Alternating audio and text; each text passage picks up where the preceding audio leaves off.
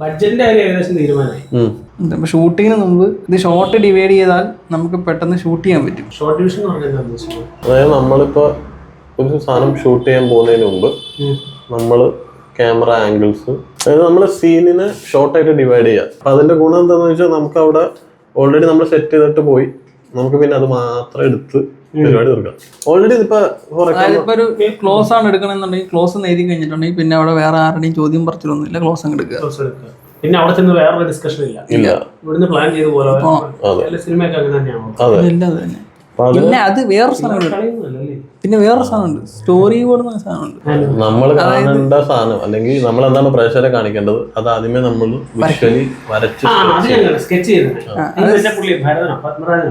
പലരും ചെയ്യാറുണ്ട്. ഷോർട്ട് ഡിവിഷന് വേറൊരു അഡ്വാൻസ്ഡ് ലെവൽ സാധനമാണ് സ്റ്റോറി ബോർഡ് എന്ന് പറയുന്നത്. അതായത് കുറച്ചും കൂടെ ഉണ്ട് സ്റ്റോറി ബോർഡ് ചെയ്യണ പ്രത്യേക ആർട്ടിസ്റ്റുകളുണ്ട്. അപ്പൊ ഈ സ്കെച്ച് ചെയ്യണമെന്ന് പറഞ്ഞില്ലേ, ഈ ഒരു 2-2.5 മണിക്കൂറുള്ള സിനിമയിൽ എത്ര ഷോട്ട് കാണാം? അത്ര വരയ്ക്കണ്ടേ? അപ്പൊ എത്ര ഷോട്ട് കാണും? പക്ഷെ ഒരു കാര്യമുണ്ട്, ആനിമേഷൻ ഇല്ലേ, ആനിമേഷൻ മൊത്തം വരച്ചുണ്ടാക്കണേ ഇതുപോലെ. അപ്പൊ ആലോചിച്ച് നോക്കും, അതായത് ഓരോ രീതി മാറുന്ന വരെ വരച്ചാണ് ആനിമേഷൻ ഉണ്ടാക്കുന്നത്. സിനിമയിൽ അത്ര ഇല്ല.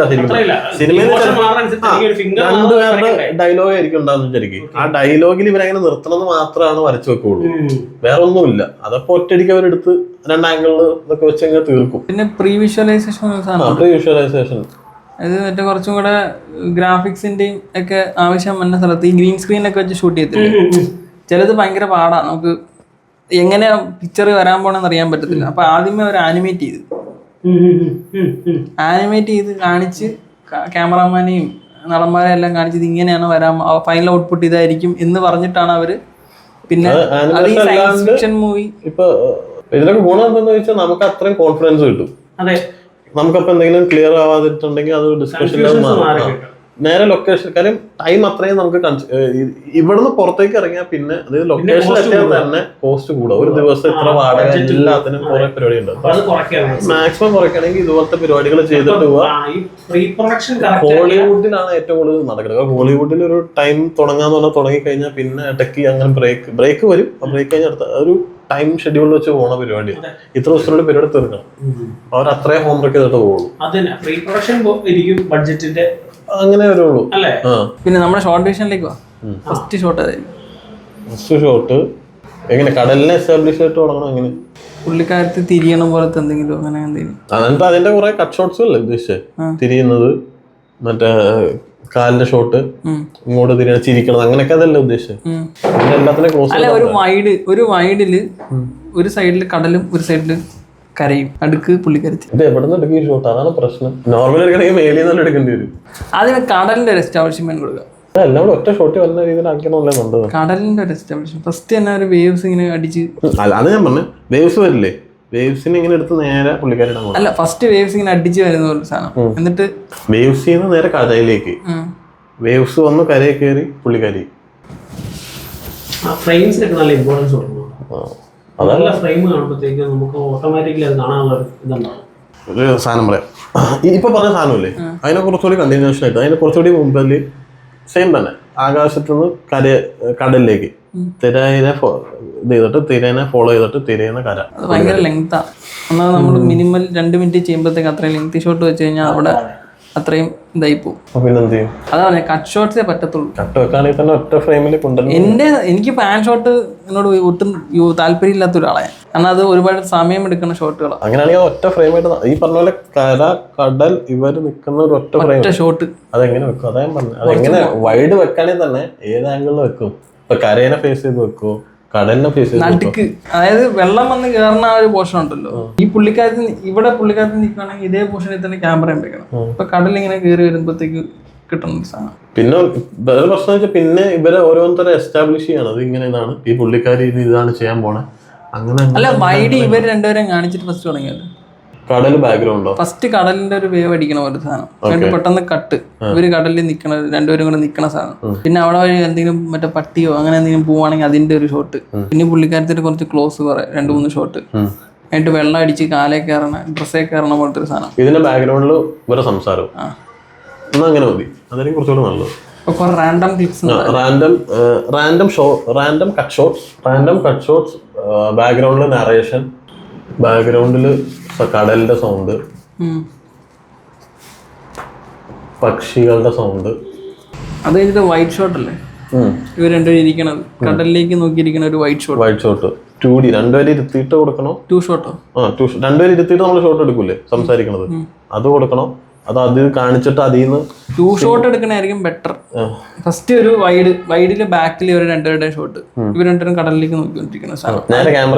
അതിന്റെ പിന്നെ ഫ്രണ്ട് തന്നെ പിന്നെ 2 ഷോട്ടിൽ എടുക്കണം. 2 ഷോട്ടിൽ മെയിൻ ഡയലോഗ്സ് ഒക്കെ 2 ഷോട്ടിൽ പോയിട്ട് റിയാക്ഷൻസ് മാത്രം പോസിബിൾ OTS വെച്ചെടുക്കണം. ഇതിനകത്ത് 2 ക്ലോസ് ഷോട്ടും കൂടെ വേണം. ഇങ്ങനെ ഇരുന്നിട്ട് പിന്നെ പുള്ളിക്കാരത്ത് ഇങ്ങനെ തലചാച്ചിരിക്കുന്ന ഒരു സാധനം വേണം. തോളിച്ചാരുമ്പോ ശരിക്കും പറഞ്ഞാൽ ഇവന്റെ OTS ഇത് ഇവിടെ നിന്നുള്ള ഒരു OTS കൊടുക്കണല്ലോ നല്ലത്. അല്ല, ബാക്കിൽ നിന്നുള്ള ഷോട്ട്, ബാക്കിൽ ചാരുന്ന പോലെ, ക്യാമറ ബാക്കില് പുള്ളിക്കാരി ചാരുന്നു. വൈറ്റ് ഷോട്ടിൽ ഇവർ രണ്ടുപേരും കൂടെ ഞാൻ ഉദ്ദേശിച്ച് ചാരൂല്ലേ ഇങ്ങനെ ഇരിക്കുക, തുടക്കം എടുക്കുമ്പോ തന്നെ ഇങ്ങനെ ഇരിക്കുക.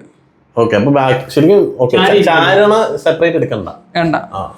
എന്നിട്ട് ഇവര് കയ്യെ ഒരു ആക്ടിവിറ്റി ചാരി കടന്നിരുന്നോണ്ട് കയ്യെ പിടിക്കണം, അങ്ങനെ എന്തെങ്കിലും ഒരു ആക്ടിവിറ്റി വേണം. അതായത് പുള്ളിക്കാരത്തി റൊമാൻറ്റിക് ആണ്, ഇവൻ റൊമാൻറ്റിക് അല്ല എന്നുള്ള സാധനമാണ് അവിടെ കൊടുക്കുക. ഇനി ഒട്ട പിടിച്ചാൽ മതി. പിന്നെ ഒട്ട അടിക്കുമ്പോ ആ ഒരു സാധനം അല്ല, ഇവളെ ശ്രമിക്കണം, ഇവള് ശ്രമിച്ചാൽ നടക്കാള, അങ്ങനെയല്ല എന്ന് പറഞ്ഞ് ഇവനിങ്ങനെ ഒറ്റടിക്കല് മൂഡ് മനസ്സിലാവുന്നില്ല. ഇത് ഇങ്ങനെ അതല്ല ഒറ്റടിക്കല്. അപ്പൊ ഇവളിങ്ങനെ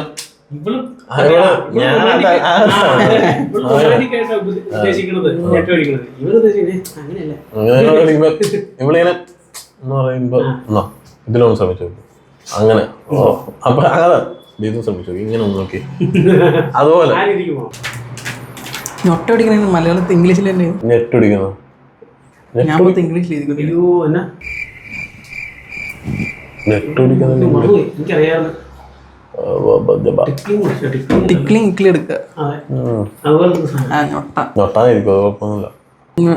അടിക്കുന്നു, ഇവിടെ നോക്കിയിട്ട് റിയാക്ഷൻ കൊടുക്കുന്നു. അത് കഴിഞ്ഞിട്ട് പിന്നെ ഡയലോഗ്സ് അത് കഴിഞ്ഞിട്ട് 2 ഷോട്ട് വെച്ച് പോയാ 2 ഷോട്ടും ഇത് വെച്ചിട്ട് അങ്ങ് പോയ റിയാക്ഷന് ക്ലോസ് കൊടുത്തിട്ട് അങ്ങ് 2 ഷോട്ട്. ബാക്കിയൊക്കെ സെയിം റിപ്പീറ്റഡ് ഷോട്ട് വെച്ച് പോയാൽ മതി. 2 ഷോട്ടും റിയാക്ഷൻ മൊത്തം OTS. ഇവിടെ എണീറ്റ് പോകുമ്പോൾ ക്യാമറ പതൊക്കെ പൊങ്ങി ആകാശത്ത് പോയിട്ട് ആ താഴത്തെ സാധനം എഴുതി കാണിച്ചു. ആകാശം കാണിക്കാൻ കടല് മാത്രം കാണിച്ചാൽ മതി. കാരണം ഇവൻ ബാക്കിൽ നിന്ന് ഓടിപ്പോ പിന്നെ കടല് മാത്രം ലാസ്റ്റത്തെ നമ്മൾ തുടക്കം ഒരു ഫ്രെയിം എടുത്തില്ലേ ബാക്കി എന്നുള്ള ഷോട്ട്, അതേ ഷോട്ടിൽ തന്നെ വെച്ചിട്ട് കടല് മാത്രം. അപ്പം കടലിൽ എഴുതി കാണിക്കാൻ ഇത്ര നേരം കടൽ നമ്മൾ കാണിച്ചു, ഇവർ എണീറ്റ് പോയി, ക്യാമറ അങ്ങനെ സ്റ്റില്ല. ശരിക്കും പറഞ്ഞ ഒരു മോഷൻ അവിടെ പിന്നെ വരുന്നില്ല. ഒരു മോഷൻ വന്നിട്ട് സാധനം എഴുതി കാണിക്കുമ്പോൾ അതിനൊരു കുറച്ചും കൂടി ഇമ്പാക്റ്റ് ഉണ്ടാവില്ല.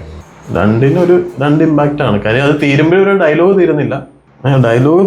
ഡയലോഗ് ഇങ്ങനെ പറഞ്ഞുകൊണ്ട് അങ്ങനെ മൂലക്കയിലേക്ക് പോയിക്കൊണ്ടിരിക്കുകയാണ്. പിന്നെ എഴുതി കാണിക്കണം, കുറച്ചും കൂടെ ഡീറ്റെയിൽ ആയിട്ട് എഴുതാം.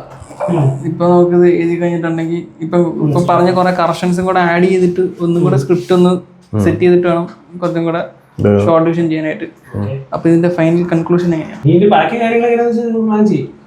അഭിനേതാക്കളെ കണ്ടുപിടിക്കണം. അതാണ് മെയിൻ ടാസ്ക്. ക്യാമറാമാൻ ഒരു 2-3 പേരുടെ കാര്യം പറഞ്ഞായിരുന്നു, ചോദിച്ചിട്ട് പറയാന്ന് പറഞ്ഞിരുന്നു. കുറച്ച് പേരുടെ ഷോട്ട് എടുത്ത് കാണിച്ചു തരാന്ന് പറഞ്ഞിരുന്നു.